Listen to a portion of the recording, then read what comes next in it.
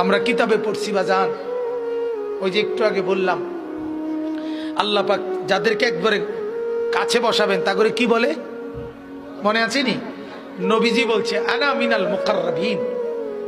নবীজি বলছে ও উম্মত, আল্লাহর ঘনিষ্ঠ জনদের মধ্যে সর্বপ্রথম সবচেয়ে ঘনিষ্ঠ হব আমি মুহাম্মদ। হাসরের ময়দানে মাওলা আমার জন্য আল্লাহ তার সিংহাসনের পাশে আবার আমার জন্য আসন নির্ধারণ করবেন বসে বসে। আল্লাহর নবীকে আল্লাহ তাআলা বলবেন বন্ধু এই আসনে বসেন। কিতাবে আছে বাজান, নবীজি সাল্লাল্লাহু আলাইহি ওয়াসাল্লাম, একটু মনোযোগ দিয়ে শুনেন এই কথাটা।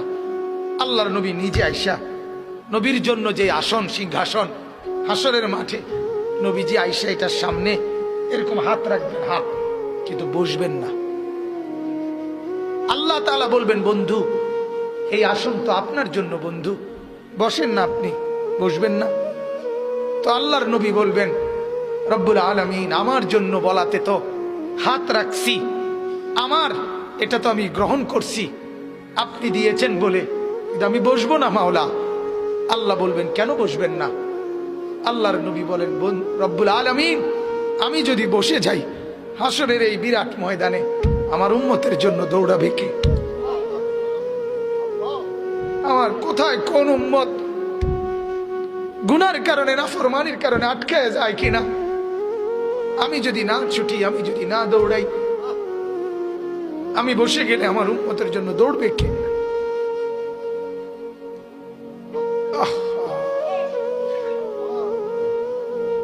বাপ চিনা দরকার ছিল যাকে, চিনলেন না তাকে। হায় যুবক, বন্ধুকে চিনলা না, দুশ্মনকেই বন্ধু বানাইলা, দুশ্মনকেই বন্ধু বানাইলা।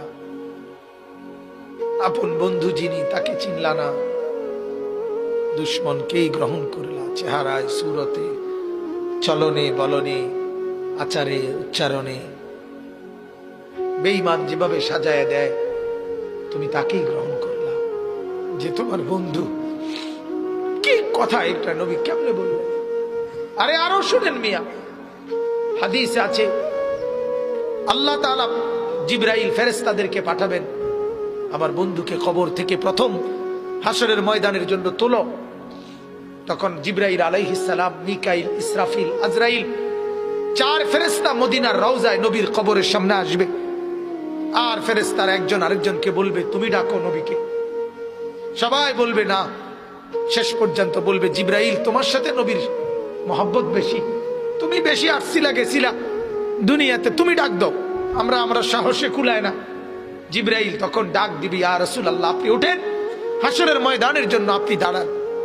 আল্লাহর কসম বাপ কসম, হাদিস আছে নবীজি সাল্লাল্লাহু আলাইহি সাল্লাম বলেন আমার উম্মত আমি নবী তখন এই কবর থেকে উঠেই কপালের বালু মুছতে মুছতে আল্লাহর নবী বলবেন জিবরাইল আমার উম্মত কোথায়? আমাকে নেওয়ার জন্য আসে নাই নাকি তারা জাহান্নামে চলে গেছে? জিবরাইল তখন চোখের পানি ফেলে বলবেন না ইয়া রাসূলুল্লাহ, এখনো কেউ কবর থেকে উঠে নাই, কাউকে আল্লাহ এখনো উঠায় নাই, আপনি উঠলে এরপরে সবাই উঠবে।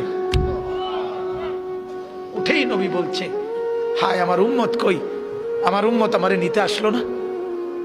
ওই যে এয়ারপোর্টে আমরা মাদ্রাসায় দেখি এই ভুক্তভোগী আমরা মাদ্রাসার ছোট ছোট ছেলে পড়ে যে আমার মাদ্রাসায়, প্রায় মায়েরা বাচ্চাদের মা ছুটি নিতে আসে, তার বাবা বিদেশ থেকে আইব, এয়ারপোর্টে নিতে কইছে, ছেলেটারে কি করতে কইছে?